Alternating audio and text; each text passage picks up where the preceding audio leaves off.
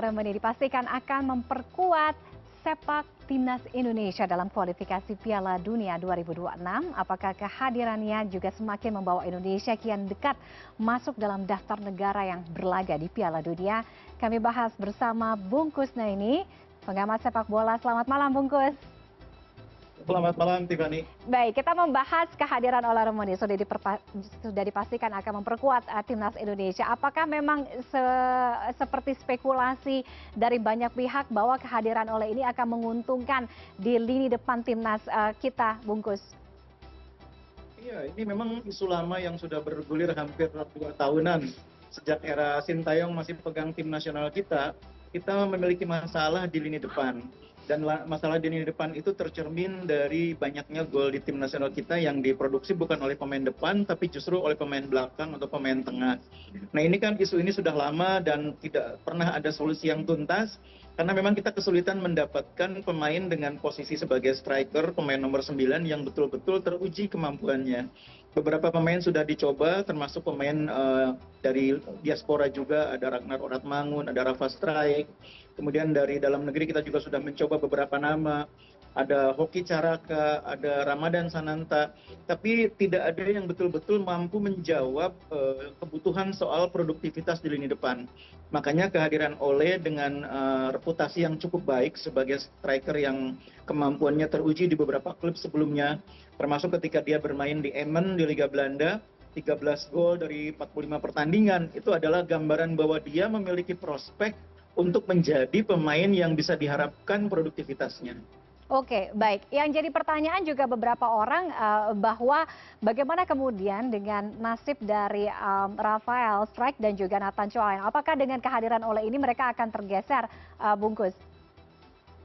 Iya, memang ini tidak bisa dihindari karena dengan formasi 4-3-3 di depan, tentu coach Patrick Kluivert nanti harus memilih siapa yang akan bermain di posisi nomor 9, siapa yang akan menjadi pendampingnya di sisi kiri maupun kanan.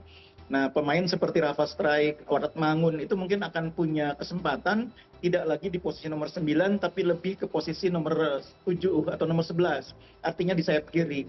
Tapi bukan berarti dia dengan begitu saja tersinggir ya, karena Ole sendiri pun saya yakin masih butuh waktu untuk menyesuaikan diri.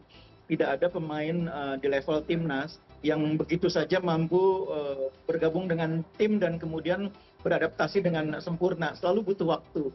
Nah, itu yang saya pikir handicap yang mungkin juga akan dialami oleh dia, butuh waktu juga untuk beradaptasi, sehingga sangat mungkin pada masa-masa awal bergabungnya Ole dia tidak langsung menjadi starter, tapi posisinya mungkin masih ditempati oleh Rafa Strijk atau Oratmangun atau bahkan Ramadan Sananta.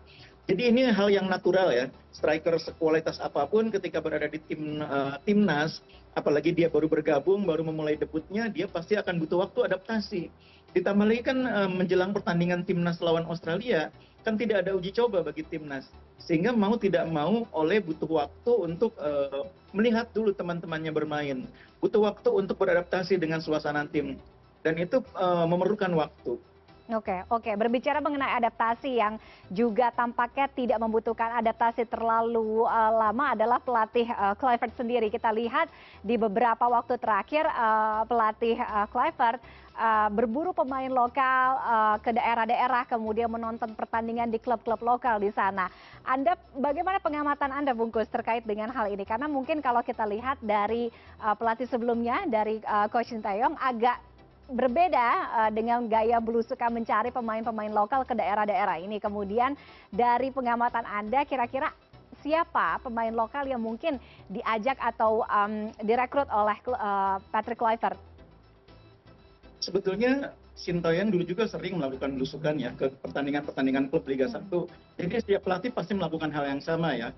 Kluivert juga melakukan hal itu, dan saya mengapresiasi dia datang lebih awal.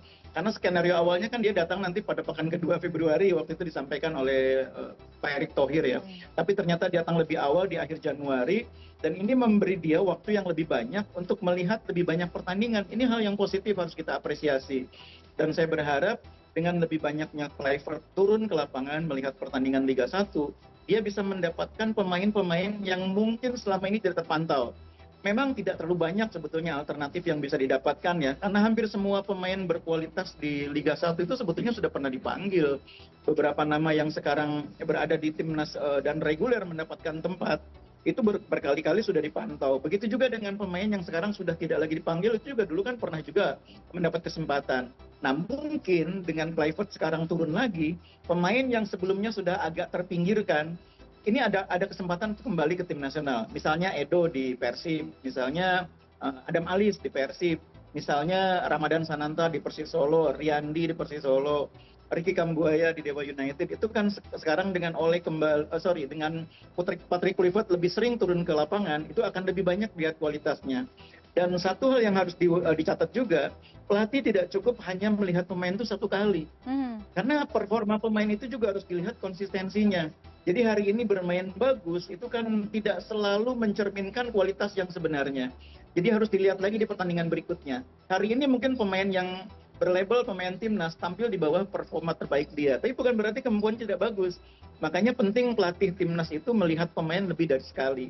Dan yang berikutnya saya juga berharap yang dilihat jangan hanya pemain yang bermain di tim papan atas yang saat ini ada di peringkat 1 sampai 5 misalnya di Liga 1. Tim-tim yang posisinya di bawah pun memiliki beberapa pemain yang kualitasnya tidak kalah bagus. Persis Solo kan punya Ramadan Sananta, punya Riyandi. Begitu juga misalnya Malut itu punya pemain seperti Sahyuri Bersaudara. Makanya itu juga harus dilihat. Saya apresiasi asisten pelatih timnas kemarin menonton pertandingan Malut untuk melihat performa pemain-pemain yang mungkin layak dipanggil. Karena pada dasarnya memang performa pemain itu hari ini dia tidak terpilih timnas, tapi bulan depan atau 2 bulan lagi ketika timnas bermain itu belum tentu kualitasnya tidak memenuhi syarat. Makanya memang tugas pelatih timnas itu harus rajin belusukan. Oke. Selain Oleh ada dua juga pemain naturalisasi yang juga direkrut, ada Dion Mars dan juga Dim Keypans disiapkan untuk timnas kelompok umur. Nah, bagaimana Anda melihat ini kan mereka nantinya bisa bermain di senior, Bungkus? Iya, ini juga tambahan yang sangat baik ya.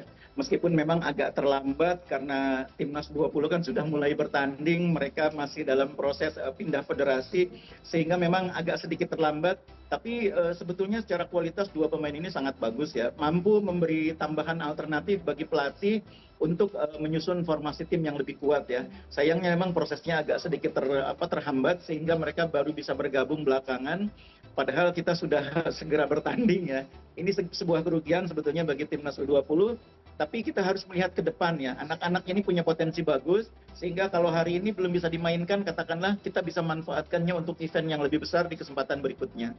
Oke, baik. Terima kasih Bungkus untuk analisisnya. Mudah-mudahan Baik, seperti Tiffany. yang terbaik ya untuk timnas Indonesia Iya, dalam babak Piala Dunia, kualifikasi Piala Dunia pada bulan Maret nanti. Selamat malam Bungkus, salam olahraga. selamat malam. Salam olahraga jaya.